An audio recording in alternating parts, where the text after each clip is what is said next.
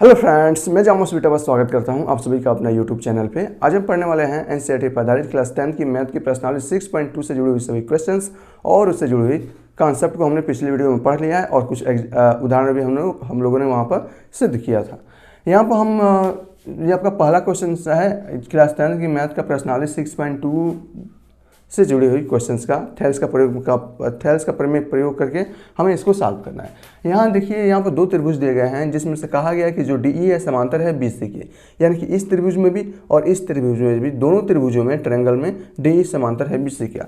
जहाँ भी आपको दिख जाए, क्या दिख जाए, कोई भी त्रिभुज दिख जाए और किसी भी त्रिभुज में एक भुजा के समांतर यदि एक रेखा दिख जाए तो वहाँ पर आप थेल्स का प्रमेय यूज कर सकते हैं, वहाँ पर मान फाइंड आउट किया जा सकता है। तो इसमें भी देखिए ना, जब हम जानते हैं कि जो DE समांतर है BC के, तो हम इसमें थेल्स का प्रमेय प्रूफ कर सकते हैं और इसमें भी थेल्स के प्रमेय का प्रयोग करके इसका मान ज्ञात कर सकते हैं।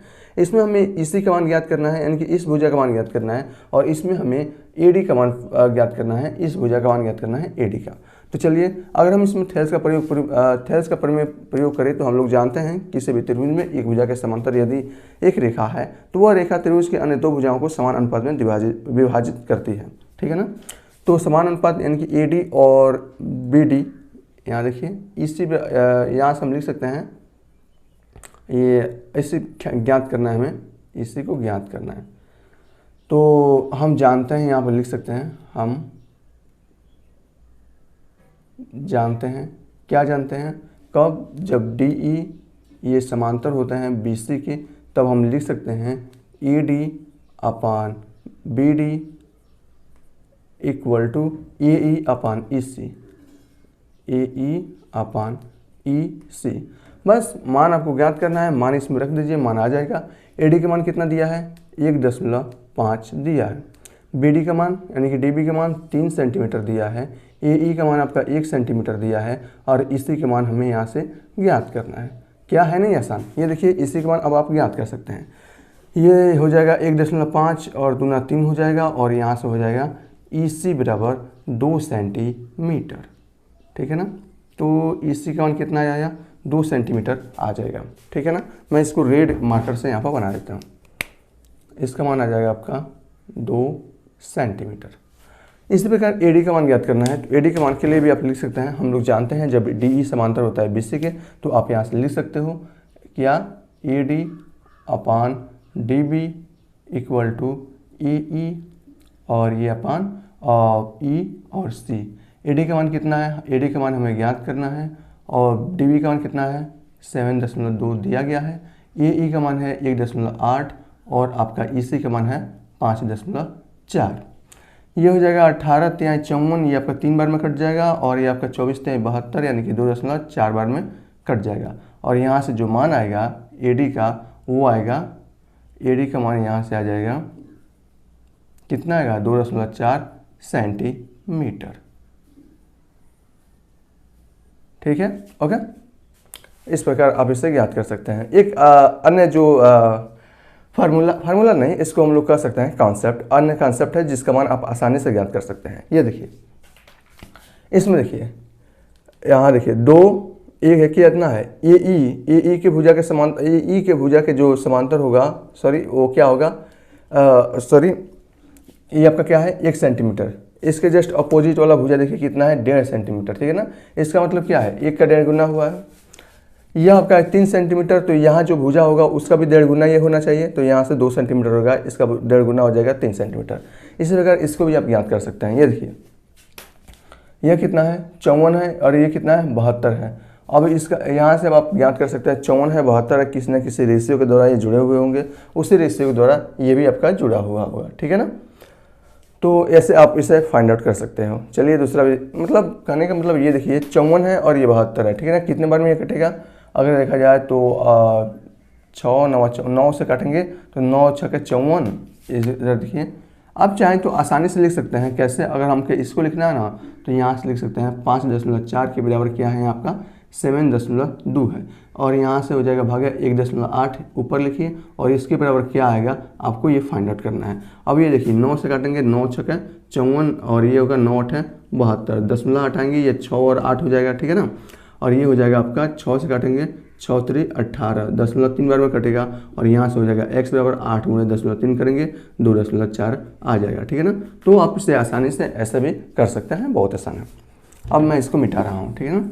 तो इसका मान कितना आया आपका, AD का मान कितना आया है, 2.4 आया है। तो इसका मान आ जाएगा 2.4 सेंटीमीटर। ओके, यहाँ पर एक क्वेश्चन नंबर 2 यहाँ पर दिया है, किसी त्रिभुज PQR की भुजा PQ और PR पर क्रमशः E और F स्थित हैं। तो हमें सबसे पहले त्रिभुज तो बनानी पड़ेगी।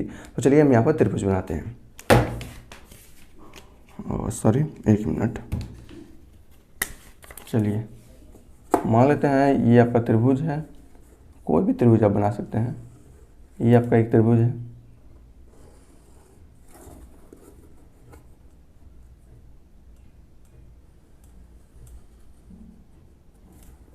चलिए ये आपका त्रिभुज है। कौन सा त्रिभुज है, PQR, PQ और ये R है। और इसमें कहा गया है कि PQ और PR पर E और F, PQ और PR पर E और F मान लेते हैं हम, E और F कोई दो बिंदु स्थित हैं। निम्नलिखित में से प्रत्येक स्थिति के लिए बताइए क्या E F समानांतर होंगे। मतलब इसमें ये बताना है, ये आपका E है और ये आपका F है। हमें ये बताना है किस कंडीशन में E F Q R के समांतर होगा। तो हम लोग जानते हैं जब यह रेखा E F त्रिभुज के अन्य दो भुजा यानी कि PQ और PR को दो समान भागों में मतलब समान अनुपात में अगर विभाजित करेगी तो हम कह सकते हैं कि E F और Q R समांतर होगा। इसके लिए कंडीशन दिया गया है, देखिए PE का मान फर्स्ट केस में PE का मान है दिया गया है 3.9, ये मान दिया गया है 3.9, EQ का मान दिया गया है 3 सेंटीमीटर और PF का मान दिया गया है 3.6 और PFR का मान दिया गया है आपका 2.4। अगर क्या आप इस प्रकार अगर इनकी लंबाइयाँ हो तो क्या हम कह सकते हैं कि EF समांतर होगा QR के। तो जांच लेते हैं ना, यहाँ पर जांच लेते हैं। थेल्स प्रमेय के अनुसार हम लोग जानते हैं यदि EF रेखा त्रिभुज के अन्य दो भुजाओं को समान अनुपात में विभाजित करती है तो EF जो होगा वह QR के समांतर होगा। तो यहाँ से देख लेते हैं, देखिए मैंने आपको बताया ना। अब यहाँ से देखिए 3.6 है ना और इसके जस्ट अपोजिट 3.9 है। तो 3.9 और भागा कर सकते हैं 3.6, ओके। और यहाँ देखिए क्या है 3 है और इसके जस्ट अपोजिट क्या है 2.4 है, ठीक है ना। आप ऐसे भी जांच कर सकते हैं। तो देख लीजिए क्या समान अनुपात में है। अगर यहाँ से देखिए अगर हम दशमलव हटाएं तो दशमलव हटाने के बाद ये हो जाएगा 39 हो जाएगा और ये हो जाएगा आपका 36 हो जाएगा, ठीक है ना। अगर इसमें भी दशमलव हटाएं तो ये ऊपर हो जाएगा 30 और ये हो जाएगा 24। क्या ये समान अनुपात में है। अगर 3 से काटते हैं तो ये हो जाएगा 12 और 3 से काटते हैं तो ये हो जाएगा भागा 13 39। अगर इसको हम लोग 3 से काटते हैं तो ये हो जाएगा 8 और 3 से काटेंगे ये हो जाएगा 10 ये हो जाएगा 5 और ये हो जाएगा 4। क्या 13 यहाँ से हो जाएगा 13/12 इक्वल टू 5/4। क्या यह समान अनुपात में है। जब समान अनुपात में यह नहीं है तो हम कह सकते हैं कि इस कंडीशन में जब PE की लंबाई 3.9, 3.6, 3 और 2.4 हो तो उस कंडीशन में EF PQR के समांतर नहीं होगा, ठीक है ना। तो पहला वाला तो फेल हो गया, ये वाला तो आपका फेल हो गया। अब चलिए ये दूसरा वाला का भी देख लेते हैं हम लोग।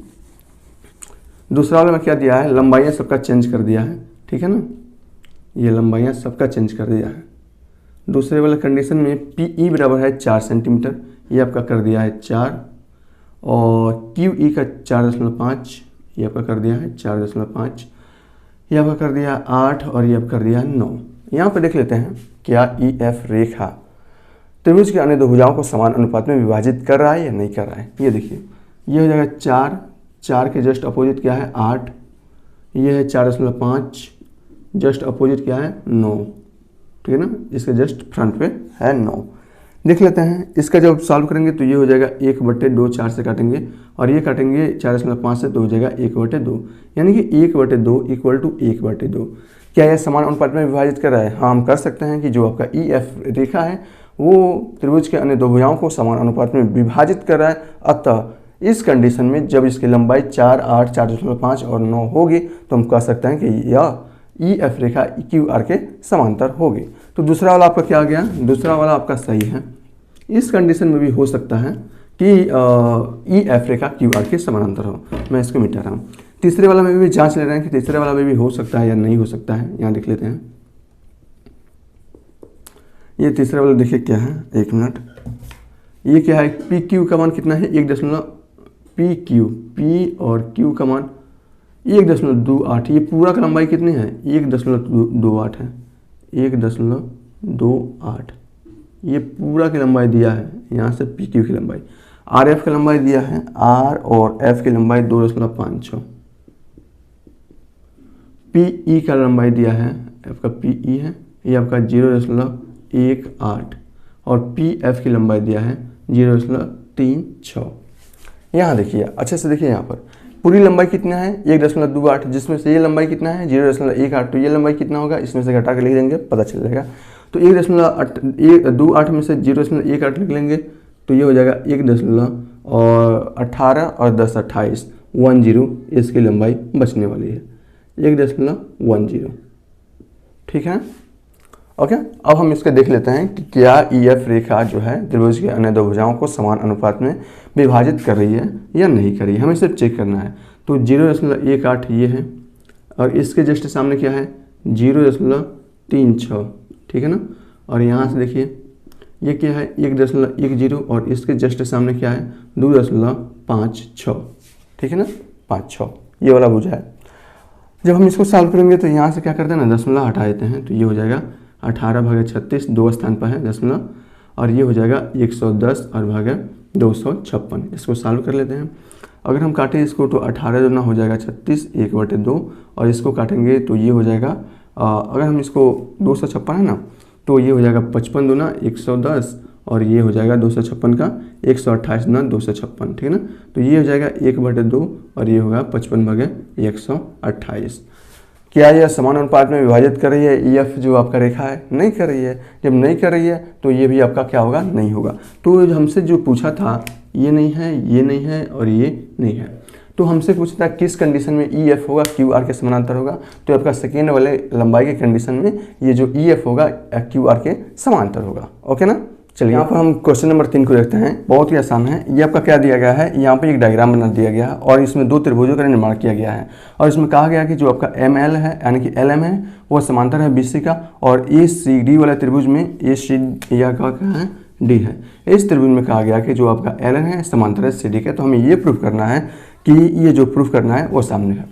अब हम इसमें करेंगे क्या, यहाँ देखिए एकदम सिंपल है, जो हमने थ्योरम पढ़े हैं अभी तक ले 2 ही थ्योरम पढ़े हैं थेलेस के प्रमेय के अनुसार, और उसी को बस लेकर हमें सिद्ध करना है। क्या हम इस त्रिभुज ई बी सी में थेलेस का प्रमेय यूज कर सकते हैं, बिल्कुल कर सकते हैं। जब एल एम समांतर होता है बेसिक है तो हम लिख सकते हैं E M upon M B equal to A L upon L C. इसी प्रकार त्रिभुज ई सी डी में हम इसमें भी एल एन जो है समांतर है आपका सी डी का, तो थेलेस के प्रमेय जब यूज करेंगे तो हम लोग लिख सकते हैं E L upon L C equal to A N upon N D. Equation 1 और इक्वेशन 2 देता हूँ, समीकरण 1 और 2 की तुलना करेंगे। यहाँ देखिए समीकरण 1 व 2 की तुलना करने पर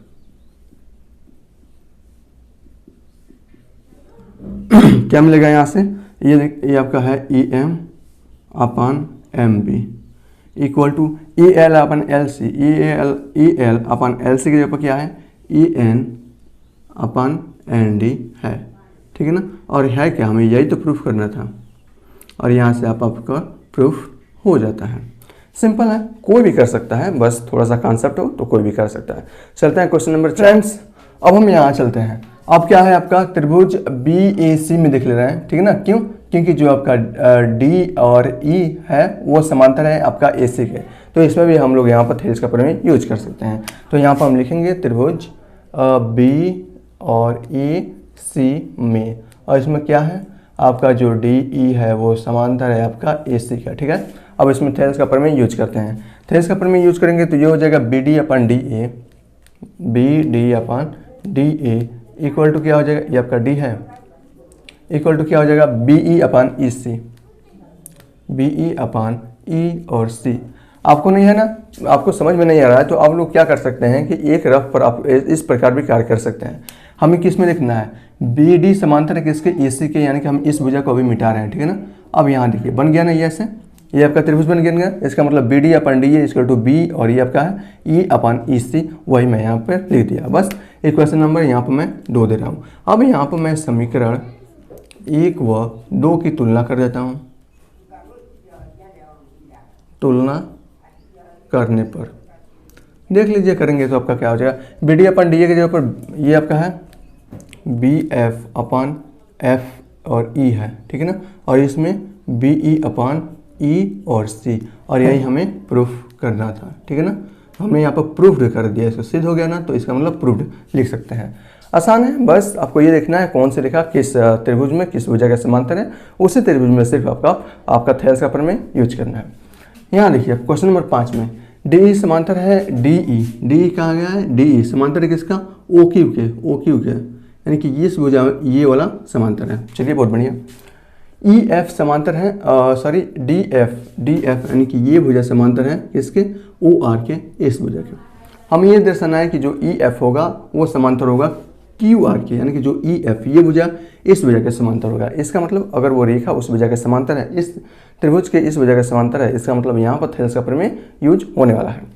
यानी कि आएगा, हम ये जरूर आएगा कि P E upon E C equal to P F upon F R, तभी और तभी यह रेखा इस भुजा के समांतर होगी। तो सबसे पहले देखिए जो आपका रेखा दिया गया है, यह रेखा इस त्रिभुज के इस भुजा के समांतर है ना, तो इसमें हम लोग थेल्स का प्रमेय यूज कर देते हैं। तो सिर्फ आपको इसमें इतना में ही, यानी कि पी ओ क्यू में ही हमें यहाँ पर क्या करना पड़ेगा, थेल्स का प्रमेय यूज करना पड़ेगा, ठीक है ना। तो यहाँ पर लिखेंगे हल,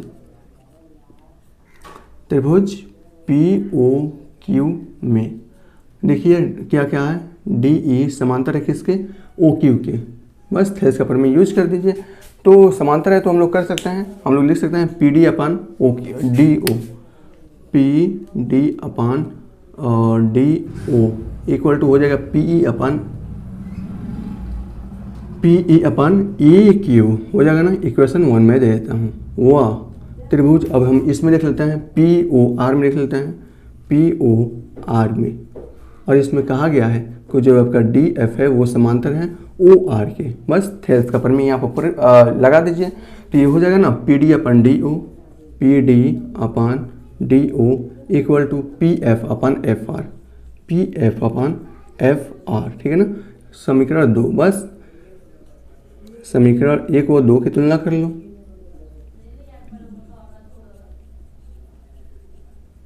तुलना करने पर यहाँ देखिए पी डी अपन डी ओ, इसकी जगह पर क्या है P E upon A Q, simple है, और इसकी जगह पर हो जाएगा P F upon F are, यानी कि इस पी ओ के डी ओ की जगह पर P E upon A Q रखेंगे, तो P E upon A Q equal to P F upon F R, और यही तो हमें दिखाना था ना। अच्छा ये आ गया, ठीक है ना। इसका मतलब है क्या, ये देखिए P E upon A Q equal to P F upon F R, इसका मतलब इन दोनों त्रिभुजों का अनुपात क्या है, समान है। इसका मतलब इन दोनों त्रिभुजों को भुजाओं को मिलाने वाला जो रेखा होगा वह इसके समांतर होगा, तभी तो ये रिलेशन आया है ना। अतः हम कह सकते हैं जो आपका ई एफ होगा वो समांतर होगा क्यू आर के, तभी तो ये रिलेशन आएगा, और किसी भी कंडीशन में ये रिलेशन नहीं आता है, और यही हमको दर्शाना था। इति सिद्ध हम कर सकते हैं, ओके, या हम सिद्ध कर चुके हैं। सिंपल है, कर सकते हैं, कुछ आसान नहीं है क्या इसमें, बस जैसा कहा है वैसा 2 ही नियम पढ़े हैं, और 2 ही नियम से सभी का सभी क्वेश्चंस बनने हैं, और किसी नियम का उपयोग ही नहीं है। आगे पढ़ेंगे कॉन्सेप्ट, जो नियम पढ़ेंगे उसी पर क्वेश्चंस बनेंगे, ठीक है। यहाँ पर क्वेश्चन नंबर 6 दिया गया है, 7 दिया गया है, बहुत ही आसान है, इसको भी हम लोग कर लेते हैं। यहाँ देखिए आपका यहाँ पर एक फिगर दिया गया है, आकृति दिया गया है, जिसमें आपका यहाँ पर इस प्रकार बनाया गया है। इसमें कहा गया जो ए बी है वो डी ए के समांतर है, ठीक है ना। ये आपका ए बी भुजा डी ए के समांतर है, और इसमें आपका ये भी क्या आ गया है, जो आपका ए सी भुजा है वो आपका ये आपका पी आर के समांतर है। तो हमें ये जो सिद्ध करना है, ओ ये चल ही नहीं रहा है, एक मिनट, तो हमें जो सिद्ध करना है वो करना है बी सी जो होगा वो क्यू आर के समांतर होगा। अब अगर आपको कहीं भी त्रिभुज दिख जाए, और त्रिभुज में अगर किसी भी एक भुजा के समांतर एक रेखा दिख जाए, तो वहाँ पर आप लोग थेल्स का प्रमेय यूज कर सकते हैं। तो सबसे पहले हम क्या करते हैं, पी ओ क्यू में हम क्या करते हैं, यहाँ पर त्रिभुज को देखते हैं, और इसमें हम ये भी देखते हैं कि जो आपका ए बी है वो आपका पी क्यू के समांतर है, तो हम यहाँ पर थेल्स का प्रमेय यूज कर सकते हैं, ठीक है ना। चलिए हल में हम लोग यहाँ पर लिखेंगे, हल क्या लिखेंगे, त्रिभुज पी ओ क्यू में इसमें देखिए ए बी किसके समांतर है, पी क्यू के समांतर है, ठीक है ना। तब हम यहाँ से क्या लिख सकते हैं, हम यहाँ से लिख सकते हैं O P Q, P O Q कोई बात नहीं है, यहाँ से लिख सकते हैं ओ ई अपान ई और ये क्या है P equal to O B upon B Q, B और क्यू, ठीक है, सॉरी बी क्यू है। इक्वेशन मैं 1 दे रहा हूँ। अब हम यहाँ से देखते हैं त्रिभुज और क्या क्या है कि आपका ए सी है वो आपका पी आर के समांतर है। तो इसमें भी हम देख लेते हैं त्रिभुज ओ पी आर में, त्रिभुज ओ पी आर में इसमें क्या है आपका जो ए सी है वो समांतर है किसके, पी आर के, ठीक है ना, कोई बात नहीं। इसमें भी हम लोग जब थेल्स का प्रमेय यूज करेंगे तो होगा आपका O A upon E P equal to O C upon C और आर। इक्वेशन नंबर 2 मैं इसको दे दे रहा हूँ, ठीक है। समीकरण 1 व 2 की तुलना कर लेते हैं। क्यों तुलना करते हैं, क्योंकि ओ ए अपन ओ पी दोनों में समान है, अतः समीकरण 1 व 2 की तुलना करने पर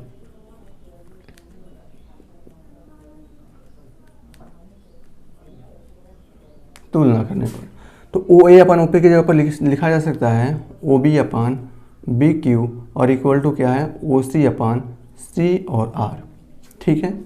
ये है क्या, यहाँ देखिए O B upon O B Q equal to O C upon C are.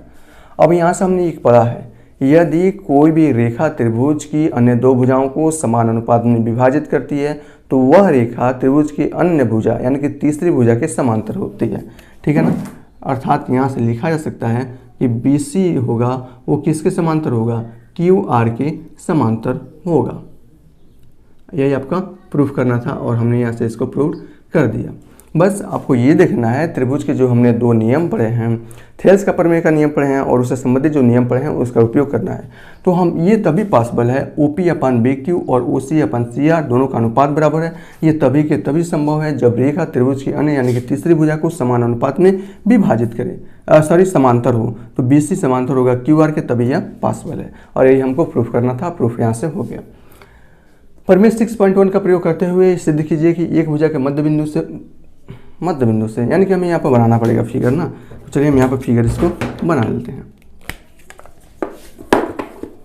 यह क्या आपका एक ट्रायंगल है, ये भी आपका एक ट्रायंगल मैं यहाँ पर बना लेता हूँ। मैंने यहाँ पे एक ट्रायंगल बना दिया। इस ट्रायंगल का नाम मैं ई बी और सी बोल देता हूँ। अब कहा गया क्या, एक भुजा के मध्य बिंदु से, चलिए मान लीजिए भुजा हम ए बी ले रहे हैं तो ए बी का मध्य बिंदु आपका ये है, यानी कि मध्य बिंदु दिया गया है। मध्य बिंदु को मैं यहाँ पर डी बोल देता हूँ, यानी कि डी ए बी का मध्य बिंदु है। इसका मतलब ए डी और डी बी का मान बराबर होगा। मध्य बिंदु से होकर दूसरी भुजा के समांतर, मान लीजिए आपका दूसरी भुजा है, इस भुजा के समांतर मैं यहाँ पर एक रेखा खींच देता हूँ, ठीक है ना। इसका मतलब जो आपका ये भुजा है इसके समांतर है।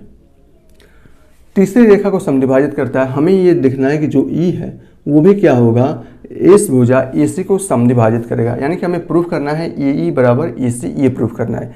दिया गया है डी ए बी का मध्य बिंदु है, इसका मतलब ए डी बराबर डी बी दिया गया है और ये रेखा है दूसरी भुजा बी सी के समांतर है, बहुत बढ़िया। और हमें ये प्रूफ करना है कि जो ई होगा ए सी का मध्य बिंदु होगा, ठीक है ना। या समद्विभाजित करना का मतलब है कि इसको समान भागों में विभाजित करता है, मतलब ई ए सी का मध्य बिंदु तो होना चाहिए तभी तो विभाजित करेगा। तो चलिए हम इसको यहाँ पर प्रूफ कर लेते हैं, हल कर लेते हैं। मार्कर बदल देता हूँ, मैं मार्कर बदल देता हूँ।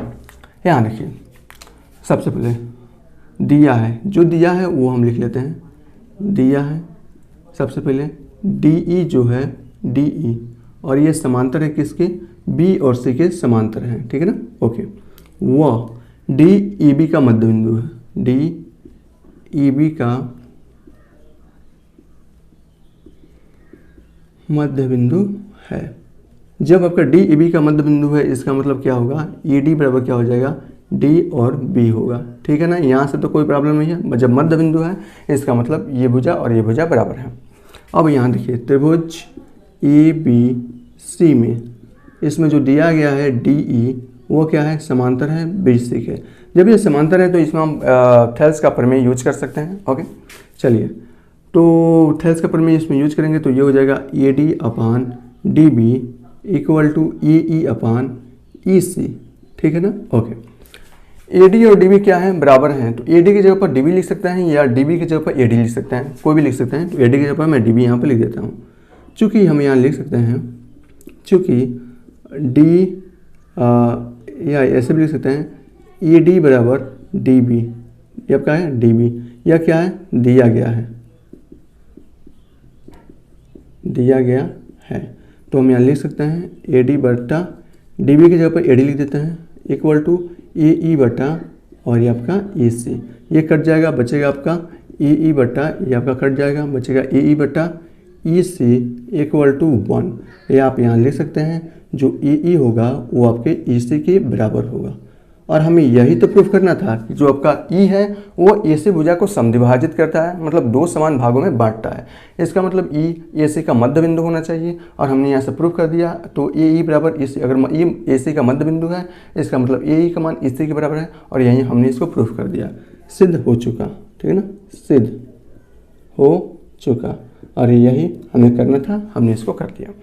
चलते हैं, आपका क्वेश्चन नंबर 8, 9 और 10 बचा है, उसको भी कर लेंगे। क्वेश्चन नंबर 8 में दिया गया है हमें 6.2 का प्रयोग करते हुए सिद्ध करना है। क्या करना है, एक त्रिभुज के किन्हीं दो भुजाओं के मध्य बिंदु, एक त्रिभुज के किन्हीं दो भुजा, हमने एक भुजा लिया है ए बी, दूसरी भुजा ई सी, ठीक है ना, और इसके मध्य बिंदु पूछा है। एक त्रिभुज के किन्हीं दो भुजाओं के मध्य बिंदु को मिलाने वाली रेखा यानी कि डी ई, यानी कि आपका क्या है डी ए बी का मध्य बिंदु है, ई ए सी का मध्य बिंदु है, और मिलाने वाली रेखा तीसरी भुजा, त्रिभुज की जो तीसरी भुजा बचा है बी सी के समांतर होती है, ठीक है। चलिए हम इसको प्रूफ करते हैं। तो प्रूफ में इसमें जो दिया गया है वो हम लिख लेते हैं। तो दिया है, क्या दिया है यहाँ से, डी क्या है आपका डी ए बी का मध्य बिंदु है, आपका डी ए बी का मध्य बिंदु है, मध्य। जब डी ए बी का मध्य बिंदु है तो हम लिख सकते हैं ना कि A D equal to D और बी, ये ऐसा दिया गया है, ठीक है ना भैया, ओके। वाह, ई ए सी का मध्य बिंदु है, ई ए सी का मध्य बिंदु है,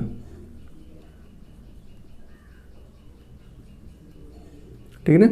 ई ए सी का मध्य बिंदु है तो हम लिख सकते हैं ए ई बराबर ई सी। मध्य बिंदु का मतलब ई ए सी को दो भागों में समद्विभाजित करता है, ऐसा भी बोल सकते हैं।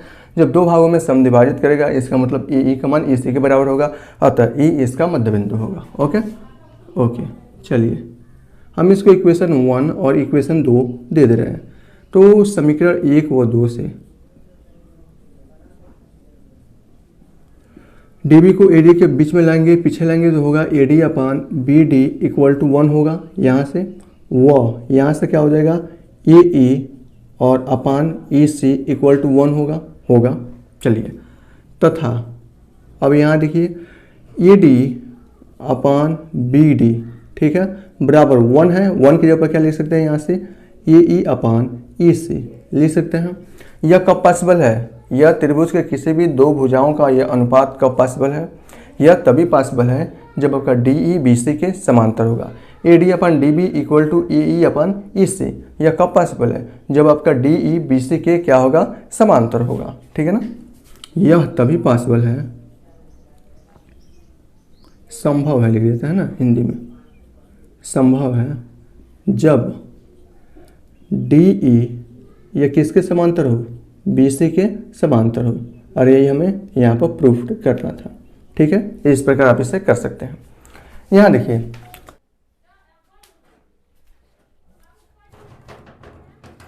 यहाँ देखिए फ्रेंड्स, यहाँ पर क्वेश्चन नंबर 9 क्या कितना आसान है। ये देखिए, यहाँ पर एक समलंब चतुर्भुज दिया गया है और इसमें कहा गया है कि आपका जो ए बी है वो सी डी के समांतर है और आपको ये दर्शाना है, ठीक है ना।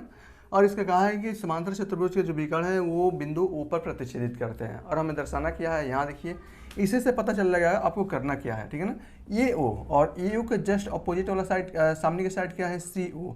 ए ओ और सी ओ, या सॉरी ए ओ और सी ओ, यानी कि ये भुजा और ये भुजा लेना है, ठीक है ना।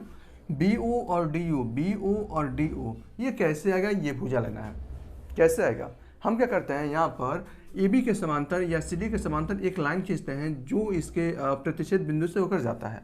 तो मैं इसको कर रहा हूँ, यहाँ पर देखिए, ये मैं लाइन एक ड्रा कर रहा हूँ और ये समांतर है लाइन, एकदम समांतर लाइन है। समांतर किसके हैं, ए बी के समांतर मान लो या सी डी के समांतर मान लो। ए बी के समांतर मानोगे तो ए बी और यहाँ पर सी डी एक दूसरे के क्या है, समांतर है, ओके।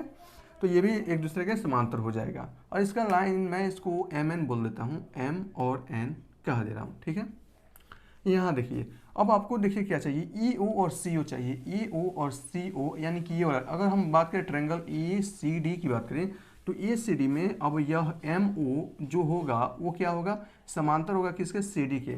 जब ओ एम या एम ओ समांतर होगा सी डी के तो यहाँ से हम क्या लगा सकते हैं, थ्योरम लगा सकते हैं थेल्स का, और इसको प्रूफ कर सकते हैं, ठीक है ना। इसी से आपको सब पता चलता है कि आपको करना क्या है, ठीक है ना। आपको क्या चाहिए, ए ओ और सी ओ चाहिए, ई ओ और सी ओ, यानी कि इस ट्रायंगल की बात करें, इस पूरे ट्रायंगल में ई ओ और सी ओ आ जाएगा, ए सी डी वाला ट्रायंगल में। तो चलिए हम इसको हल करते हैं, ठीक है ना। तो हम यहाँ पर लेते हैं ट्रायंगल, कौन सा ले लें, ए सी डी ले लेते हैं, ए सी डी में, ठीक है ना। और यह क्या है, एम ओ, वो क्या है, समांतर है किसके, सी डी के, सी डी के, ठीक है ना, सी डी के समांतर है। तो हम इसमें पाइथागोरस प्रमेय, पाइथागोरस प्रमेय कर रहे हैं, हम इसमें लगा देते हैं थेल्स का प्रमेय लगा देते हैं। तो यहाँ से क्या हो जाएगा, ए ओ upon O C equal to क्या हो जाएगा, ए एम, और ये हो जाएगा अपान एम डी, एम डी। मैं इसको इक्वेशन नंबर 1 ले रहा हूँ। और पुनः ट्रायंगल, अब क्या चाहिए, बी ओ और डी ओ, बी ओ और यहाँ से डी ओ, ये वाला ट्रायंगल चाहिए। अब ये वाला ट्रायंगल में ये ले लेते हैं ना, ये वाला ट्रायंगल बी सी डी ले लेते हैं, बी सी डी में, ठीक है ना, बी सी डी में। अब यहाँ पर देखिए क्या आ जाएगा, B O upon O D equal to क्या आ जाए, अब इसमें क्या है, ओ एन जो है वो समांतर है किसके, सी डी के समांतर है, ठीक है ना। ओके, बहुत बढ़िया। और यहाँ से आ जाएगा आपका ए ओ अपन बी ओ सिद्ध करना है, बहुत बढ़िया हो जाएगा। तो कौन सा ट्रायंगल, बी सी डी। अगर बी सी डी लेते हैं तो यहाँ से कुछ खास नहीं मिलेगा, हम क्या लेते हैं यहाँ से बी ए डी लेते हैं, ठीक है ना, बी ए डी लेते हैं, बी सी डी में बी ए डी लेते हैं, B A D. B A D लेने पर ये यहाँ से मिल जाएगा B O upon O D equal to A M और अपान एम डी मिल जाएगा। और यह क्या हो जाएगा, समीकरण 2 हो जाएगा। अब समीकरण 1 और 2 की तुलना कर देते हैं 2 से। अब यहाँ देखिए ये हो जाएगा B O upon O D equal to क्या है, A M upon M D है, और A M upon M D की जगह क्या आया है, ए ओ अपान ओ सी आया हुआ है। हमें क्या सिद्ध करना था, ए ओ अपान बी ओ आना चाहिए। तो यहाँ से हम लिख सकते हैं यह ए ओ अपान, यह बी ओ नीचे आएगा, बी ओ इक्वल टू, तो ये ओ सी ऊपर चला जाएगा, और अपान क्या है, ओ सी ऊपर चला गया, बचा आपका ओ डी बचा। इसी को देखिए यहाँ पर ए ओ अपान, ये आपका बी ओ लिखा है, ओ सी की जगह पर सी ओ लिख दिया है, बात तो बराबर है, ओ डी की जगह पर ये आपका डी ओ लिख दिया है। और यही आपको प्रूफ करना था, और हमने यहाँ से इसको प्रूफ कर दिया, ठीक है ना। इस प्रकार आपके सभी क्वेश्चन समाप्त हो जाते हैं। एक आपका क्वेश्चन नंबर 9 पूछा हुआ है। क्वेश्चन नंबर 9 जो आपका क्वेश्चन नंबर 8 से क्या है, जस्ट अपोजिट है। इसमें पूछा था क्या कि नहीं, ये आपका कौन सा है क्वेश्चन नंबर 10। यहाँ पर देखेंगे क्वेश्चन नंबर 10 में, तो क्वेश्चन नंबर 10 ये आपको खुद बनाना है, ठीक है ना। इसमें देखिए एक चतुर्भुज एबीसीडी दिया है कि विकर्ण परस्पर ओ पर प्रतिच्छेदित करते हैं, जैसा कि ये कर रहे हैं। अच्छा, इसमें सबसे पहले हमें क्या सिद्ध करना था, ये सिद्ध करना था, लेकर चले थे ए बी समांतर सी डी, ए बी समांतर सी डी, ये 2 दिया गया था कि ए बी जो है सी डी के समांतर है, और हमें ये सिद्ध करना था। लेकिन इस वाले क्वेश्चन नंबर 10 में आपको ये दिया गया है A O upon B O equal to C O upon D O, और आपको क्या करना है, सिद्ध करना है। क्या सिद्ध करना है कि ए बी सी डी एक समलंब है। तो आपको बस इसमें ये सिद्ध कर देना है कि जो ए बी है समांतर हो जाएगा सी डी के, यानी कि पहले वाला में ये दिया था, ये सिद्ध करना था, दूसरा वाला में ये दिया है और ये सिद्ध कर देना है। आप सिद्ध कर देंगे तो ये सिद्ध हो जाएगा। मैं इसको नहीं करा रहा हूँ, ये आपको खुद से करना है। आसान है, बहुत अच्छा आसान है, हर स्टेप पर हमने बात किया है, हर कॉन्सेप्ट पर हमने बात किया है, तो इसको आप लोग कर लेंगे, ठीक है ना। चलिए हम मिलते हैं अगले कॉन्सेप्ट में, अगले वीडियो के साथ। प्रश्नावली जो हुआ 6.3 और वास्तव में लाजवाब है, बहुत अच्छा है, वहाँ हम मिलेंगे। ओके।